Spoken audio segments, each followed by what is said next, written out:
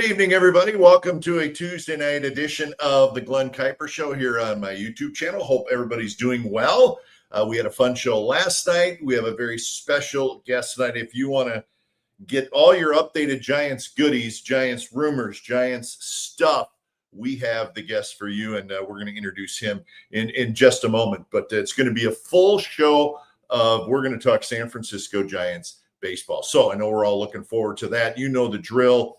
And if you want to ask our guest anything, drop your questions into the comment section because he certainly knows the scoop. So we'll get to our guest in just a moment, but we have to hear from our sponsors first and foremost, as the Glen Kuiper Show is brought to you by Partners Capital LLC, a wealth management firm providing financial strategies for elite performance and lasting peace of mind.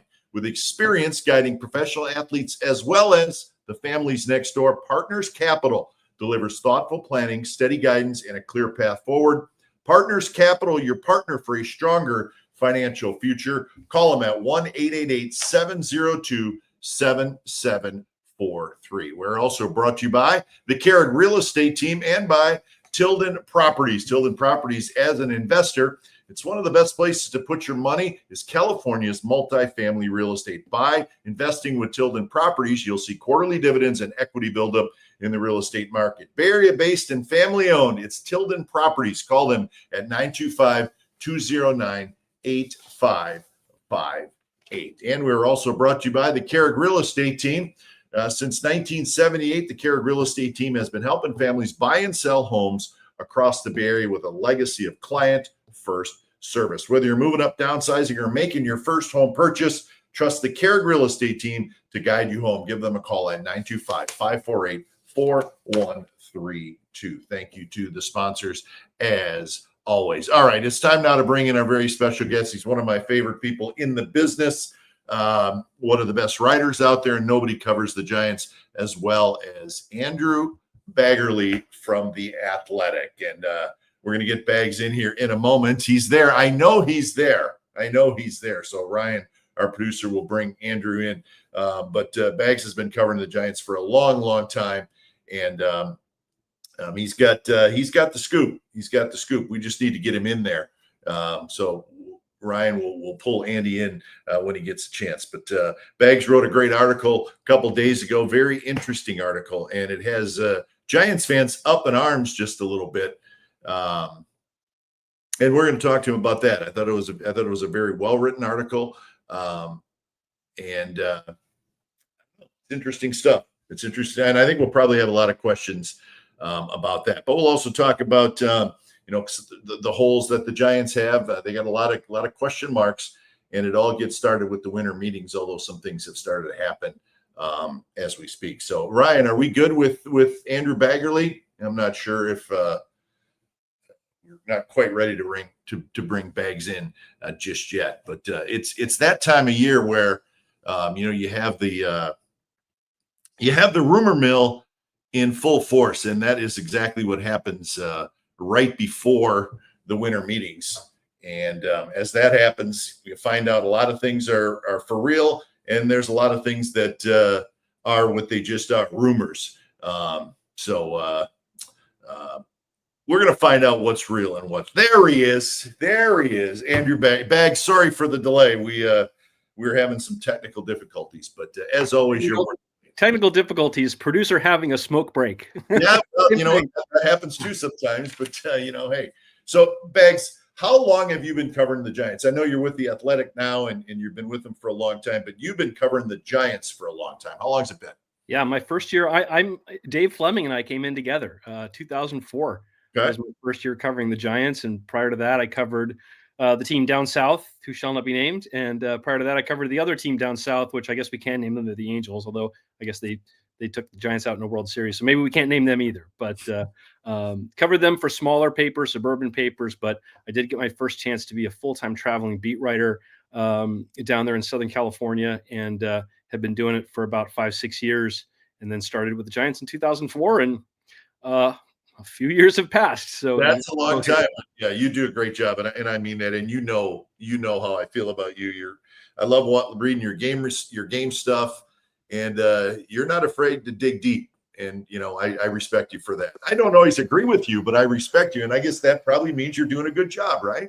Yeah, if everyone's upset at you a little bit, then you're probably doing a good job. Well, you got people worked up a little. You got the Giants fans worked up a little bit. Your article that I think it was in yesterday or 2 days ago in the Athletic had to do with the Giants and are they going to spend? And it sounds like maybe they're not going to go after the high-priced pitchers, which it's a big deal. The Giants fans, they take this stuff very serious. But your article, you could tell, well written, but I mean, you dug, and I found it to be incredibly interesting. So tell us kind of how you got this article going and where kind of the timeline starts, because the feeling I got was maybe it was at the meetings, the general managers meetings a couple weeks ago. Is that when this whole thing about, well, we're not sure we're going to spend on the big picture started? Well, I think the first thing is Greg Johnson gave a couple of interviews, one to John Shea, one to Susan Slusser, and in both he was pretty consistent saying that we have to be really cautious about giving out big, long-term, multi-year, 4, 5, 6-year deals to pitchers when they already have a lot of multi-year deals on the books now after signing Willy Adames, after taking on 8 years of Rafael Devers. And so, what I wrote the other day was really just sort of a continuation of that. It wasn't any great new revelation. What maybe made it take on a little bit of legs was I was on vacation last week. I was out of the country and just kind of keeping tabs on stuff. And after what Tetsuya Imai said on that podcast in Japan about not wanting to join the Dodgers, wanting to make his own way, wanting to beat the Dodgers, I think that really kind of created a lot of buzz around the idea of the Giants maybe signing this guy. And you can understand why. It's not just that, Giants fans are tired of sort of being second banana to the Dodgers, although the whole National League really has been. They're tired of the Dodgers getting all the shiny toys, and they want a guy they can really be excited about who's got a little bit of unknown. I don't think Imai is anywhere near Yoshinobu Yamamoto in terms of his stuff, in terms of his ability to do what Yamamoto did in October, but he does profile as a really good starting pitcher. And I think the Giants fans were sort of excited about, hey, we could get in on this. We could sort of reestablish San Francisco as a place where Japanese stars want to come because we know about the Judges, we know about the Stantons, we know about the Bryce Harpers, but they've really struck out on Japanese players, not just Yamamoto, not just Shohei Ohtani, but they really wanted to sign Kodai Senga. They thought they had him signed, and he went to the Mets. They were in on Seiya Suzuki, maybe not all the way to the end, but he chose the Cubs. Mm-hmm. So, this is something that they have to break the ice at some point. And I think that as I sort of asked questions and started to explore around, hey, could there really be a match here? Then it was made very clear to me that they are not going to be in on Imai for where the money's going to go, and they're really not going to be on any of the starting pitchers. And I want to say this. I do believe Greg Johnson when he says they take everything on a case-by-case basis. Yeah, I agree with that. I definitely agree with that, yeah. They thought Carlos Correa was the right guy for them. They were ready to give him $350 million. They thought Rafael Devers was the right guy. They traded for him, took on $250 million. They thought Willy Adames was the right guy, the right position. They gave out a franchise record contract, $182 million. I just don't think they see in this free agent class anybody who's really worth stacking on another huge contract for. And that means it's going to be incumbent on them to get creative, whether it's trading, whether it's, finding ways they can raise the floor of the roster. We've already seen them do that, getting Joey Wiemer, getting the lefty reliever they just signed from Cleveland. So it may be a very unsexy offseason, but that's kind of where they are. Yeah, I think your point is a good one, that I think if they feel as an organization like it's the right person, they will do it. I think the fans feel like Amaya is the right person because, listen, fans get worked up. I mean, and for understandable reason. Here's a young pitcher, Japanese. There's a lot of reasons why I think this kid is probably going to be very successful, but maybe the organization doesn't feel quite as strongly as the fans do. I think that's where maybe the irritation comes from the fans. And it's not just the Giants organization. It's almost like Bags, like, well, the fans want the organization to feel the same way they do about a player. And maybe they just don't. Yeah. Maybe they just don't. Yeah, and there are reasons why I spelled out, in that piece of why, maybe they're not, going to field a top 5 payroll this coming season. They haven't since 2019, and that's something that you hear consistently from fans. With the revenues they bring in, with they're supposed to be one of the game's jewel franchises. They should be spending at that level, but in any business, you don't spend just to spend. Yeah. I'm never going to disagree with someone who says the Giants should be spending more on players. But if you go into the supermarket and they don't have anything that looks good to eat, you go out to dinner somewhere else. So I think that's kind of where they are. Yeah, I mean, listen, it's a fascinating subject matter. And the one, we sat here last year, and there's a couple other things I want to hit on with you, but we sat here last year, Bags, and it was the same sentiment about Corbin Burns. Remember, it came out, everybody said the Giants are the number one choice, and then it dragged out, and it turned out that it was never really close to happening, and the Giants didn't want to go to a 6 or 7 year deal with the pitcher. Maybe that's just their thing. I don't necessarily blame them for that, but it was the same thing last year with Corbin Burns. Now, it wasn't a Japanese pitcher, but Burns ended up getting 6 years, 210, and I don't think the Giants even ever thought about giving him that. And it turns out he's hurt, and he'll still come back, and he'll probably still be a good pitcher. But that was one of my thoughts when I read your article was this is the same deal as Corbin Burns. Because everybody said the Giants are his number one fit, and it turned out they never really were his number one fit. Yeah, and maybe this is coincidental, maybe it's not, but same agent, Scott Boras, with both pitchers. So, did Imai go on that podcast and say, "Hey, I want to beat the Dodgers"? Was that, kind of a scripted move? Make up your own mind there. But I do think it's going to be interesting to see how, as long as Buster Posey sits in this chair, when is he going to sign a Scott Boras client? And I made mention of that in the piece too, because the last time these guys did a deal, there were some, step toes. I mean, Buster Posey, kind of circumvented Scott Boras to try to get the extension done. This is before Farhan Zaidi was relieved of duties, but there were some sticking points, and they just wanted it done. And the way Buster's a very A to B person. Look, do you want to be here? Yes. Okay. We're going to offer you market value. Is this your market? Yes. Is this fair? Okay. If you want to be here and this is what you're looking for, then that should be it. There should be no other impediments to getting a deal done. And I think that's why he hasn't given out contracts with opt-outs. He hasn't, kind of allowed agents to kind of drag out the process on him. At least with Imai, he's got a posting window of 45 days. It ends on January 2nd. So he thought, well, if the Giants were willing to play ball here and they were willing to give him kind of the top dollar contract, this is not something where Boras could take the air out of the football until, end of January, February, whatever. Yeah. But, they didn't like the player enough, apparently. And so that's kind of where they are. But it's going to be interesting to see, hey, the next time the Giants do evaluate a Scott Boras client and they want him to be a part of their mix, how's that negotiation going to go? Because Max Scherzer is a Scott Boras client, and he's a guy who very well could be a fit in that rotation. And I wonder too, maybe, you talked about this meeting they had at the general managers meetings with the Imai's representatives, including Boras. I mean, who knows? Maybe they got turned off by what was said, like, hey, we're looking for an 8-year deal for $200 million. I mean, maybe that turned the Giants off and said, we're not going there. I mean, we're not going there. Do you think that's a possibility? That might be getting a little ahead. I'm sure it works in different ways, but when I've talked to agents, when I've talked to baseball executives, there's just a lot of tire kicking that goes on at the GM meetings. You generally don't get right into terms.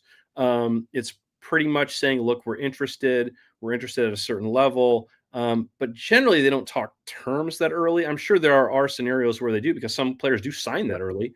Sure. But I don't know if they necessarily got scared off or whatever, but I think they made a determination that this was not going to be feasible for them. Yeah. And they're moving on to other pitchers. And it's kind of funny because, you had another pitcher signed today, Cody Ponce, that they liked a whole lot.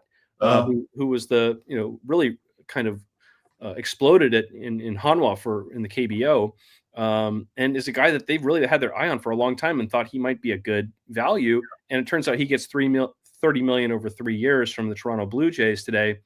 So even his market kind of outshone where the Giants, wanted to be, where they were comfortable spending. But you got Toronto very quickly has signed Dylan Cease, a $210 million contract, and now Cody Ponce, and they've already replaced Chris Bassett and Max Scherzer. So we'll see where those dominoes fall, because those are two guys who make a lot of sense as Giants. Yep. And you could also look at Zach Gallen, Merrill Kelly. I mean, there are going to be some pretty decent pitchers out there, but they're not looking for someone to be an ace ahead of Logan Webb. They're not looking for someone to be an ace ahead of Robbie Ray. They're definitely looking, I think, for bulk, for innings. Grant Brisbee wrote a good piece the other day saying, hey, Tyler Corbin, he's not going to be the shiniest gift under your Christmas tree, but guys like him would have their place on this team. Yeah. You brought up something in the article too, which I knew that there was some number out there, but I didn't know exactly what it was. And it has to do with the Blake Snell contract, which now, when I read the things that you threw out there about the Snell contract and what the Giants still owe him, I mean, it just makes you realize that this contract was a complete disaster. And this is, here's a big money guy. And I know he only got a 2-year deal with an opt-out, but everybody wanted the Giants to get Blake Snell, and they anteed up and they paid a lot for him for what ends up being 1 year. And I think everybody knew it was going to be 1 year, but now you start looking at the ramifications of that contract. And to me, it's a disaster. They still owe him $17 million on a bonus. Is that accurate? Yep. They what they did is they deferred the signing bonus. They made a ton of it in signing bonus, and there's reasons for that, but a lot of it's just cash flow. Sure. This was a way for them to keep their cash payroll down. And we always are obsessed with the CBT payroll, the competitive balance tax, luxury tax, call it whatever you want. That takes the average annual value of multi-year contracts. Yeah. And that way you can't pay a guy $2 million 1 year and $40 million another year. You're taking the average. And so we look at that because we've sort of treated that as a soft cap in a way. And the Giants have gone over it. They went over it, just 2 years ago. But really, if you're running a business, and the Giants are running a business, they're looking at money out the door every year. And so a lot of times they'll structure contracts just to take some of the financial burden out of 1 year and put it into another year. And that's what they did with Blake Snell. And it also allows them to hold on to that money longer and not have to necessarily, distribute it right away. So, but what it means is that on a cash basis, they're already pretty darn close to what they spent last year. And, they budget a certain amount for baseball operations. And I know it doesn't count toward your tax payroll, but what you pay your staff is still checks that you write. And they're going to pay $10.5 million to the manager position, between $4 million to Bob Melvin to not manage the team, $3.5 million to Tony Vitello, and a $3 million buyout to the University of Tennessee, which I don't know if that comes on the books this year or next year, but either way, it's money out the door. Yeah. So it doesn't mean that, the Giants, made this move at manager. Now they can't get a starting pitcher. They'll get a starting pitcher. They'll get a reliever. They're going to improve this roster.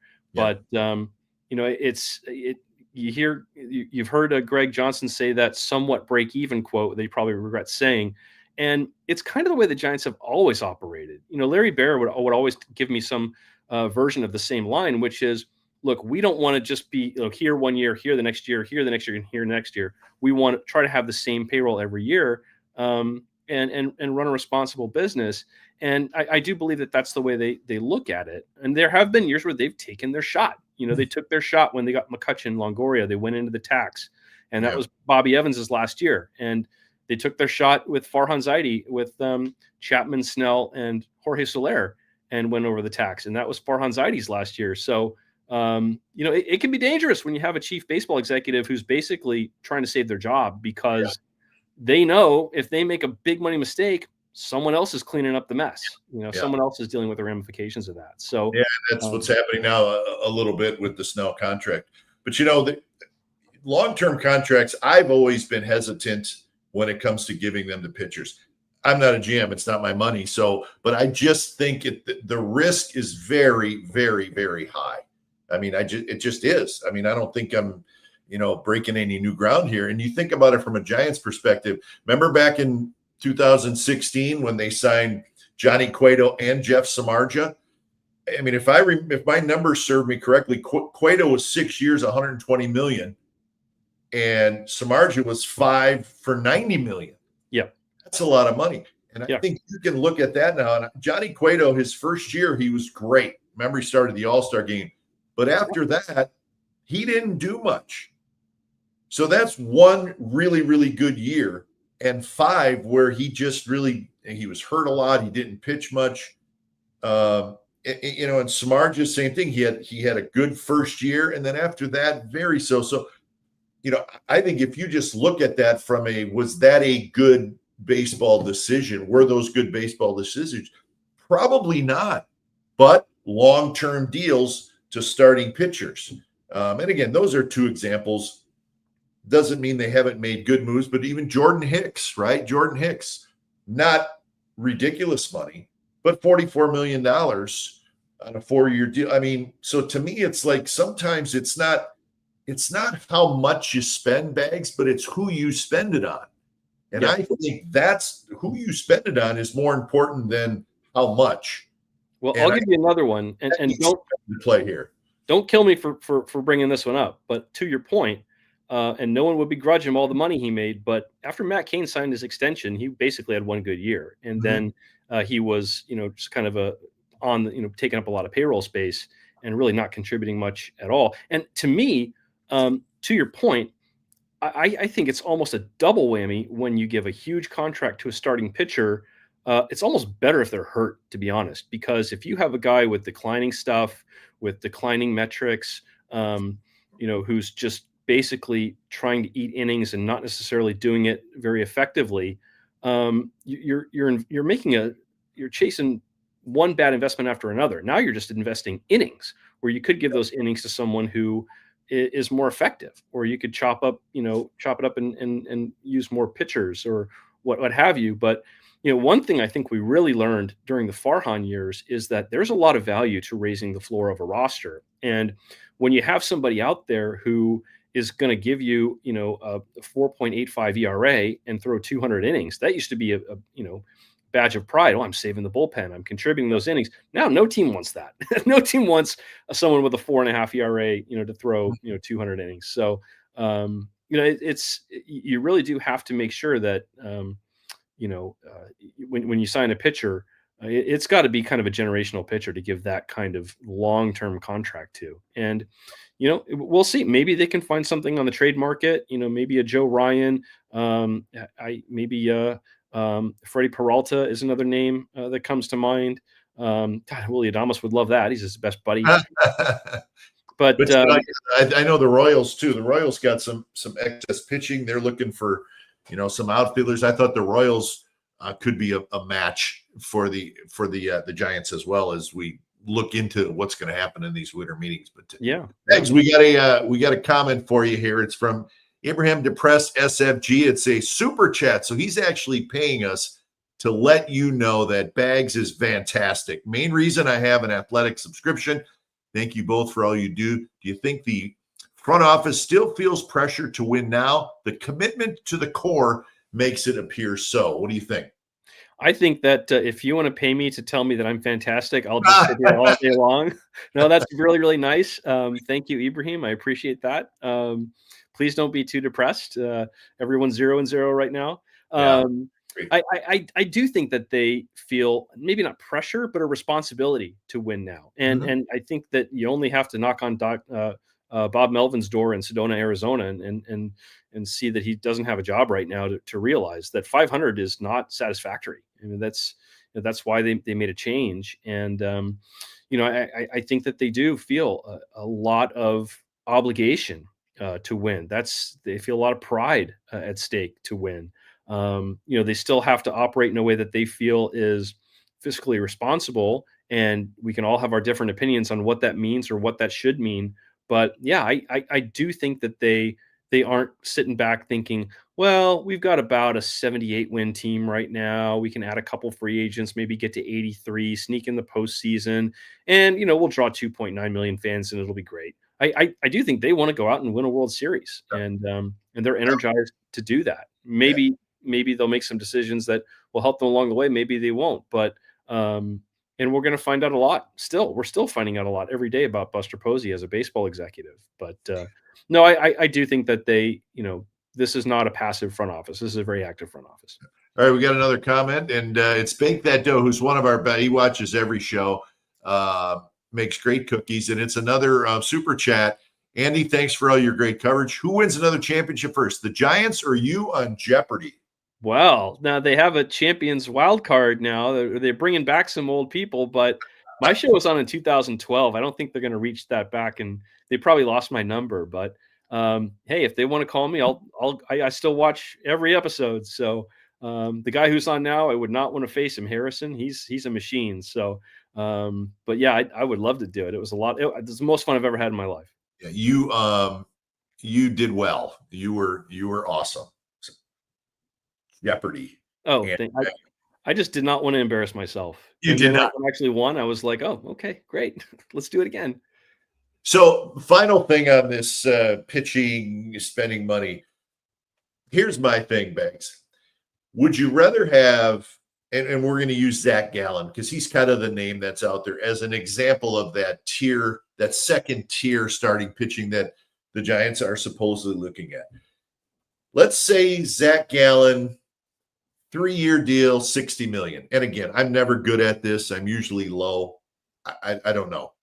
But would you rather have Zach Gallen, 3-year, $60 million, and then maybe you bring back Verlander, or you bring Scherzer on a 1-year deal for $15 million? Okay. Would you rather have that, and both are short term, so you're not locked in, or would you rather have the Japanese pitcher Maya on a 6, 7, maybe even an 8-year deal for, again, $150 million, $175 million? I think that's sort of maybe the equation you need to think about here as a fan. Which would you rather have?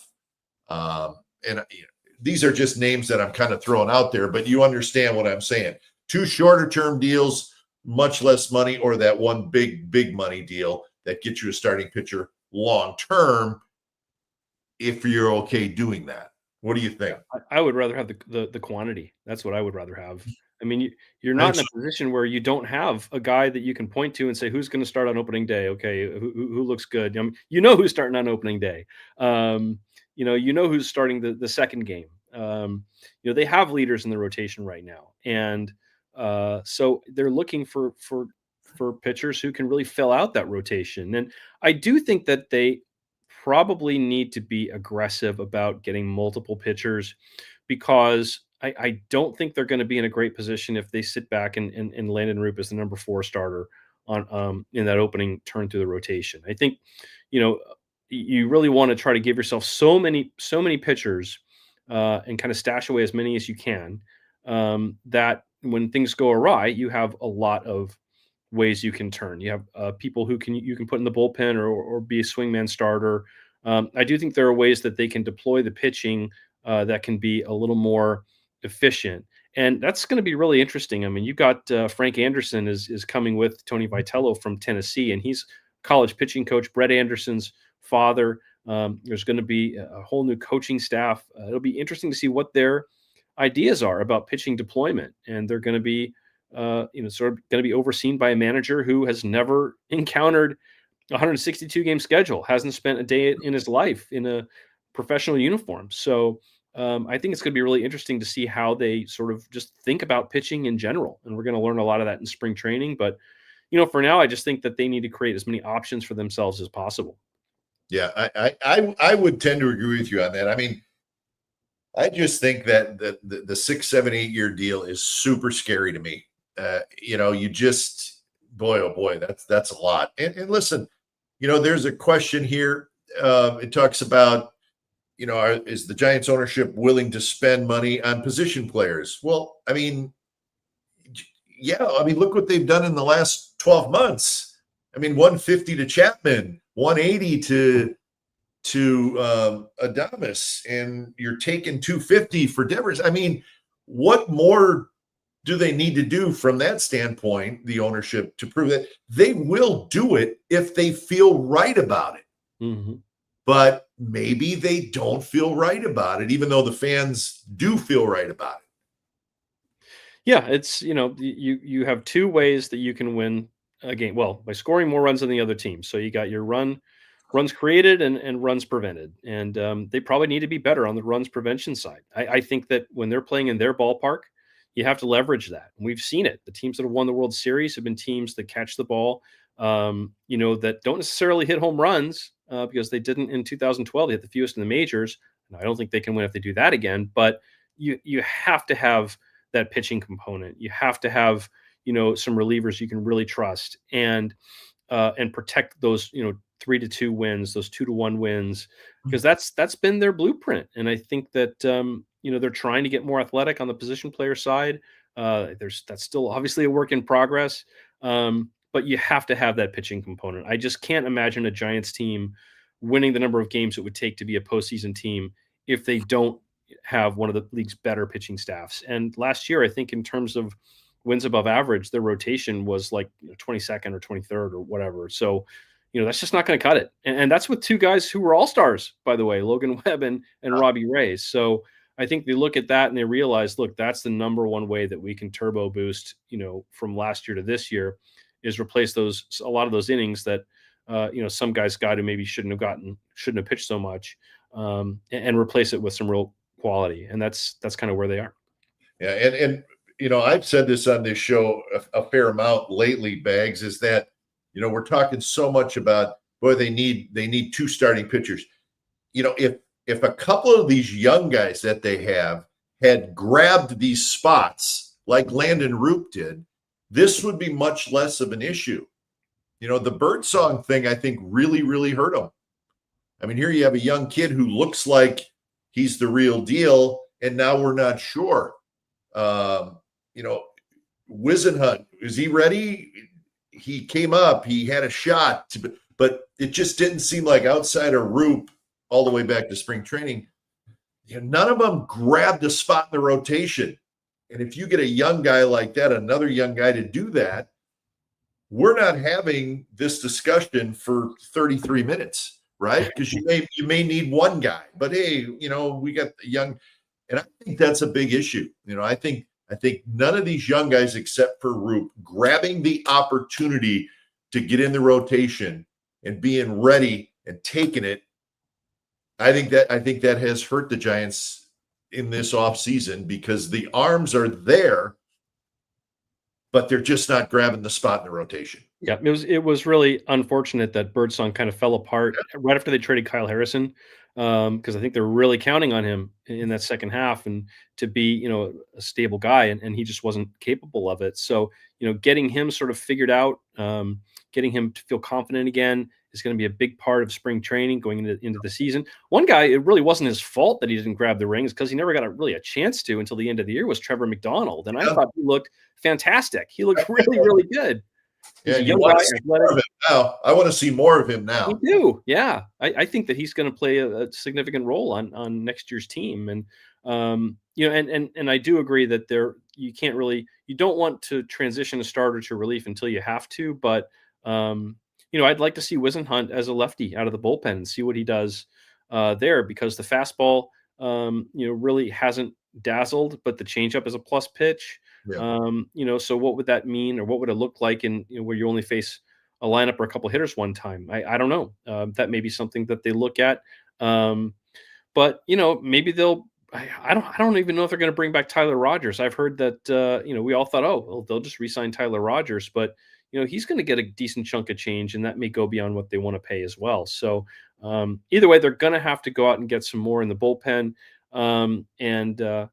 Yeah, it's going to be interesting to see just where they land, and you don't want to make a whole assessment on where they are until you see what the team is and what they all did in the offseason. And we're still at the very beginning stages of the offseason, so there's a long way to go. We got a super chat again. Mike Bell at 13 says, "Would you agree Tyler Rogers is the number one lock free agent. So as you just said, I mean, he's a guy that, I mean, I think it would be interesting to bring him back. So let's spend a little bit more time on the bullpen. So they get Henchus, the lefty, who actually is a pretty good lefty. I think that's maybe a sneaky good move by them. But really, after that, I said last night, who's a lock down there right now? Walker, Miller, Henchus. After that, I don't know that you can say anybody else is for sure going to be part of the bullpen. Even guys like Spencer Bivens, and who did a nice job last year. But that shows you how much work they have to do on this bullpen. And this is an area of concern for me in a big way, because you got a closer. Is Walker your closer? You're going to pay big for a closer? I don't know that they're going to do that. What are your thoughts on kind of the bullpen as a whole right now? And with keep in mind, like you said, we're at the beginning of the offseason here. There's a lot of things that are going to happen yet before opening night against the Yankees. Right. It is possible that it'll all work out. Look at 2021. You don't say, well, let's wave our magic wand and have 2021 again. But I don't think anyone was really all excited about Dominic Leone and Jake McGee, and and that turned into a monster bullpen. Zach Littell, who actually turned into a pretty decent starting pitcher. He's going to make a nice contract this offseason. You can go out and find sort of those unpolished gems in the bullpen and see where it goes. You'd never want to hang your hat on it, but it can be an important part of the process. So, I do think that there are going to be some really important choices that they make in terms of who gets minor league camp invites and who comes in to compete for spots. Because, I agree with you. I don't think that there's really a whole lot of locks in that bullpen. If Eric Miller's healthy, I think he's on the team. I think Ryan Walker really just had an unfortunate year, but there's still a lot to like about him. And I think you just need to get him in a confident and consistent role. And I think we saw that Walker was a really good part of a good bullpen. And when things fell apart, he kind of fell apart with it. So, look, the bullpen is important. It's really important, especially with the Giants and the way that they need to win games. I think there's going to be a ton of arms in spring training, 40-man roster guys who really haven't stepped up, non-roster guys, some young starters who may have a chance in the bullpen. I just think it's going to be a big mix of guys. And, maybe people we don't even know much about, Bags, like, there's some kids in AA who I know the Giants like a lot. Maybe they make the jump, So I could see a big group battling for, maybe the final 2 or 3 spots in the bullpen because they, like you said, they're going to add an arm or two yet in this bullpen. And then maybe you open it up and see if anybody jumps out in spring training. Yeah, I don't see another Randy Rodriguez. I mean, we could all kind of see Randy coming a little bit. The way he ended. He did end the previous season, a little bit hurt. It turns out that they had to kind of coax him through the year, and he needed the Tommy John surgery. Really unfortunate. He's going to miss all of next season. But you could kind of see a breakout coming, and you could see it coming with Camilo Doval a little bit when he was, at the alternate site, during the COVID year. I don't know if they have another reliever like that right now. But those guys, you do need those guys to come out of your system. No one was talking about Ryan Walker until the day he got called up, basically. And they do have some interesting guys who had some good years, but nobody who's really blowing doors off in the minors. And I think a lot of their prospect rankings, the prospect lists are pretty position player heavy at this point. And maybe that's the way it should be. Maybe you need to develop hitters because it's so hard to acquire them, especially to get them to sign star players to hit in San Francisco. So maybe that's part of the game plan is let's create the offense from within the system, and try to develop your Linscombs and Bumgarners. But if you can't, then go to the outside world. So, but I think that they've got a really good staff in terms of their scouting department. Zach Manassian has done this for a long time. Jeremy Shelley's done this for a long time. So I'm sure they've got their eyes on some people whose names we probably haven't even heard of that, may play a big part in next season. Outfield's interesting, Bags. I have a vision that it could be a whole different look next year in that Giants outfield, but I don't know that that's reality. What do you think's going to happen with this outfield? Because I've talked about maybe Ramos is a trade candidate. Maybe Jung-Hoo Lee is better at a corner spot. Is Gilbert a center fielder? Probably not every day, but is he your best center fielder? Where does the Weimer kid now? So there's a lot going on in the outfield too. What do you think's going to happen this winter and then going into the season? Because I think there needs to be some changes out there. Yeah, they've got a 40-man roster, right? They have 10 outfielders on the 40-man roster. I mean, that's pretty ridiculous. Normally teams have 5, maybe 6, and they're Yeah. at 10. So, and I don't think, we know like a Marco Luciano, a Luis Matos are out of options next spring. So you can't just sort of keep them at AAA. They got to be on the team or they're going to be on waivers. So I think you're going to see that roster change. I don't think it's going to be 10 outfielders for very long. They're going to have to create space for other people they acquire if they want to rule 5 somebody or whatever. Yeah. But yeah, it is kind of funny that they have 10 outfielders, but you couldn't say for any certainty who the 3 starters are. Exactly. So I'm with you. I think that I would like to see Jung-Hoo Lee in a corner and go and get a really good defensive center fielder.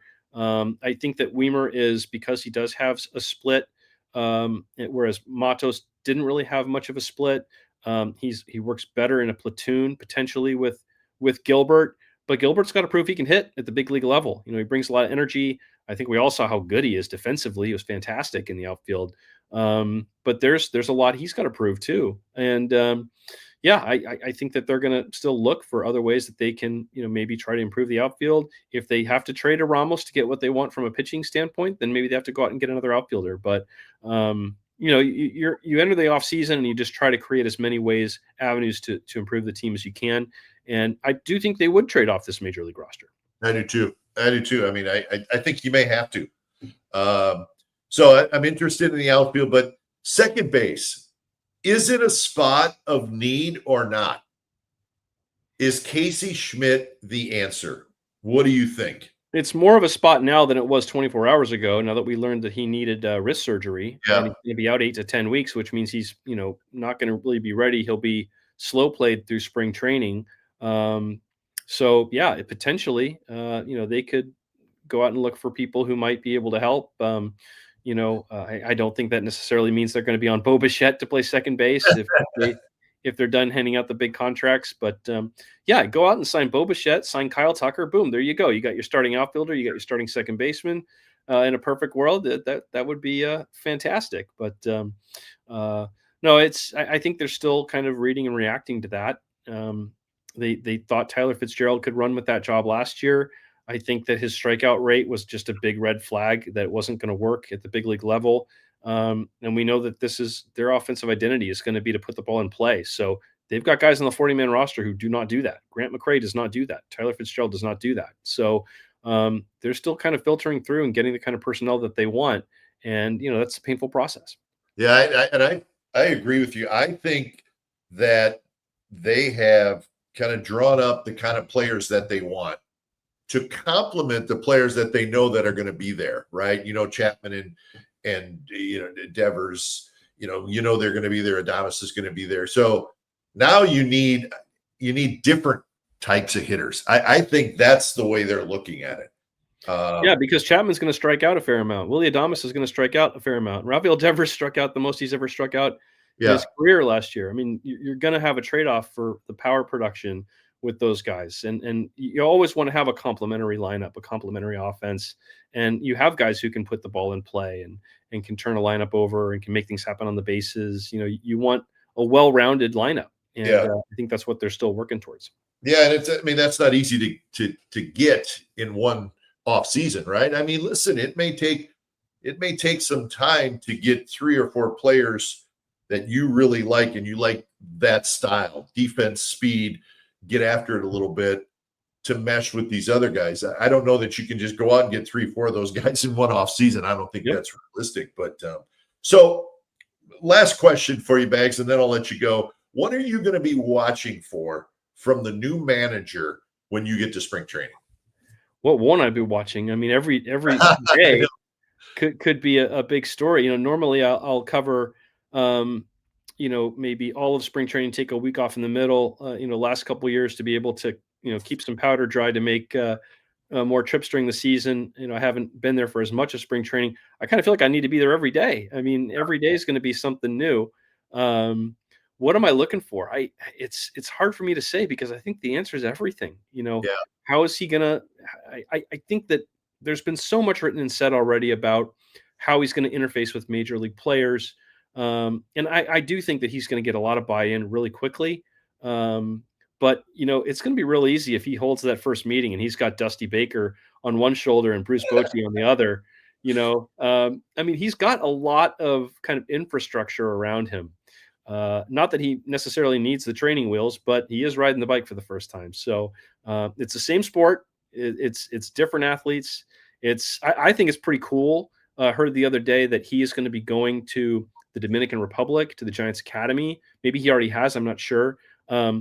They still haven't announced the coaching staff because they're still working on the last couple spots, but Yeah. we know most of it. When they finally announce the staff, I think we'll be able to get, Tony Vitello on a Zoom call or whatever, and we can ask him about some of this stuff. But he and Frank Anderson are going to the Dominican. That's going to be important. A big part of his job is going to be managing, players from Venezuela, players from the Dominican. Those players weren't, undergraduates at the University of Tennessee. So, he's going to definitely have a lot to, what are his boundaries? How much does he push to try to, empty the tank to win every day, which is the way you had to win in college. This is a smart guy. I think he's going to figure it out, but he's bound to have some, missteps along the way. And, everyone's going to be watching for him because that's the way this world is. When someone's doing something for the first time or you hire someone who's out of the box, you don't necessarily want to keep a watchful eye for all the mistakes they make because, told you this wasn't going to work, but you have to document it. So, we're all going to be watching him this spring and just to see what the daily looks like. Well, and I think that's the most interesting thing is we're all going to watch, but the whole baseball world's going to be watching. Yeah. I mean, it's a big deal. And I think spring training is going to be a lot of fun and it's going to be very interesting. And we'll find out who's on the Giants roster, which we're not sure just yet, but maybe it'll all start coming together next week at the winter meeting. So, Bags, I'll tell you what, I have one wish. Yeah. I have one wish for the winter meetings. You know what it is? What? I want a certain Hall of Fame announcer on the ballot to be awarded the Ford C. Frick Award. Let's hope so. Fingers, cross both those toes. Yes. We know Mike Krukow should be in with Dwayne, but let's start with one of them, then get the other one to follow. So yeah, well, I'm with you. I know you've been very supportive of him, and you've been very supportive of the entire Kuiper family, and we've always appreciated that, Bags. But let's see. Maybe this is the year he gets in. Certainly deserves it. Let's hope so. So, Bags, you can find my loyalty with Kringle. That's what this is all about. I know. I had some pieces at Thanksgiving. Trust me. So, all right, Bags. Thank you, buddy. Let's talk again soon. Okay, and good luck at the winter meetings. Thanks. Enjoyed it. Thanks for. All right, Andrew Baggarly from The Athletic, really one of the terrific writers in baseball, and we're fortunate enough to have him right here in the Bay Area. He does a great job with the Giants. He's got good sources. He's got a lot of sources, and he's not afraid to take on the tough stories. That's what makes him a terrific writer. So thanks to Bags. He was good. I knew he would be. So that's it for tonight's show. We'll be back again on Thursday. Remember, I talked about the special Thursday show we're going to do. It's a special edition of the Glen Kuiper Show. We're going to talk about money and college athletics, NIL. We all know what NIL is, but do we really know how it all works? Well, we're going to find out. We're going to have this show a couple times a month where we talk about college athletics and how this money is being distributed. Where's it coming from? Are the NIL players getting it taken care of, their money? So it's going to be interesting. We're going to have a gentleman by the name of Ken Gamble is going to be on our show whenever we do this. He's the founder and managing partner of Partners Capital, which is one of our new sponsors. And it's a hedge fund that works with the big-time sponsors, the big-time boosters. And he is trying to work with them and also work with the NIL players, the players that are getting this NIL money, to make sure that money is taken care of. Interesting stuff, trust me. So I hope you'll join us for that special edition of the Glen Kuiper Show. It's about money in college athletics, which is a big deal right now. And it's a little bit of the wild, wild west as well. So we'll talk about that. Hope you join us for that on Thursday night. So that is it for our show. And as you know, the Glen Kuiper Show is brought to you by one of our new sponsors, Partners Capital LLC, a wealth management firm providing financial strategies for elite performance and lasting peace of mind. And Partners Capital, thoughtful planning, steady guidance, clear path forward with your money. That's what Partner Capital's LLC is all about. Your partner for a stronger financial future. Call them at 1-888-702-7743. We're also brought to you by the good folks at Tilden Properties. As an investor, one of the best places to put your money is California's multi-family real estate. They're Bay Area-based and family-owned. Tilden Properties has been building investment wealth for their clients since 2008. Invest with Tilden Properties. Our family has done it, and we say thank you to Tilden Properties. 925-209-8558 is the number to call. And we're brought to you by the Carrick Real Estate Team. They have been helping families buy and sell homes across the Bay Area with a legacy of client-first service dating all the way back to 1978. Contact Mike Carrick today. He's going to give you a free home sale or purchase consultation. You can contact Mike at 925-548-4132. Go to their website at carrickteam.com. And also a couple of new sponsors, which you saw during the show, and we're excited about having them on. Area Rug Cleaning Direct, that's a subsidiary of Gamble's Flooring. And if your area rug needs professional cleaning or repair, Area Rug Cleaning Direct will pick it up and return your rug looking brand new within 5 business days. That's a good deal. Call them at 925-933-9998. And last but certainly not least, Valone Insurance. Are you tired of being overcharged on your property insurance? Valone Insurance has multiple options for your home and landlord property. Save big money on your property insurance. Call Kyle or Ron at Valone Insurance, 925-433-8271. Thanks to all the comments and questions tonight. I know I didn't get to as many as I would like. There's a whole bunch of them out there. I appreciate that. I appreciate our super chats as well. So once again, the subscribers and the audience continue to be great, and I very, very much appreciate that. Hope you enjoyed tonight's edition of the Glen Kuiper Show. Thanks again to Andrew Baggarly, our guest, Bags from The Athletic. We'll be back with you again on Thursday night with our special edition of Money, College Athletics, and the NIL. We'll see you then, everybody. Hope you enjoyed tonight's show.